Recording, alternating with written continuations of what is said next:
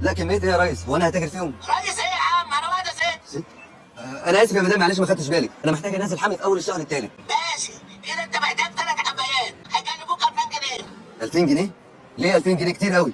خلاص يا عم لو لقيت حد ارخص جيب منه. طيب ينفع تزيدهم شويه؟ وانا بشتري زبون يا عم هجاوب لك ب 1700. مش هتلاقي ارخص من كده على فكره. كلمه كمان هعمل لك بلوك. لا احنا موافقين على كل طلباتك يا ست الكل. تمام. خلاص هبعت لك رقم في رساله حول لي عليه الفلوس وابعت لي عنوان بيتك اللي هبعت لك عليه الحاجه. لا بيت ايه؟ هو ما ينفعش اجي انا استلمهم بنفسي؟ لا يا حبيبي ده نظامنا. طيب خلاص هبعت لك عنوان الشغل والمواعيد اللي بكون موجود فيها. ماشي. بس بقول لك كده لو سمحت يا مدام، الموضوع يكون في سريه تامه. ما تقلقش محدش هيحس باي حاجه. توكلنا على الله. في امان الله. ماشي بحفظ الله. لا اله الا الله. سيدنا محمد رسول الله. بحبك. ماشي بقى. في الشغل وبحبك. ما اعرفش قلت كده ليه. يا اخي بقى.